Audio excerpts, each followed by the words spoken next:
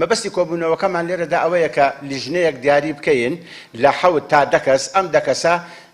دوو مۆعیدمان وەرگرتووە بۆ بینینی سەرۆکی دەستەی زیندانیە سیاسیەکانی عێراق یانی ڕئیسی موسسەی زیندانیە سیاسیەکانی عێراق و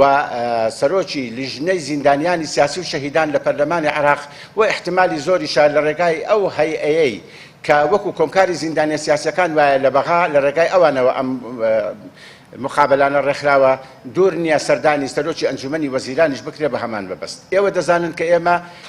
لە کوردستاندا ماف و ئیمتیازاتی زیندانیانی سیاسی پێشێلکاریەکی گەورەی بۆ کراوە و وردە وردە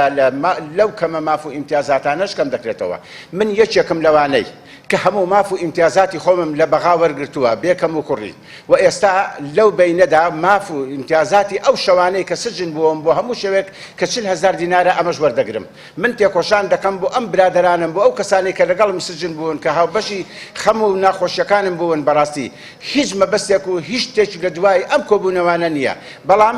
لە کۆبوونەوەی پێشووی کە لە مەقڕی حیزبی شوعیدا کرا دەرکەوت کە برادرانی کۆمکار و برادرانی دەستگای زیندانیە سیاسەکانی ئێرە بڵێن مدیریەتەکە بە ئاشکرا وتیان کاکە ئێمە هیچمان پێ ناکرێت بڕۆن خەمێکی خۆتان خۆن ئێمە لەو ڕوانگەیەوە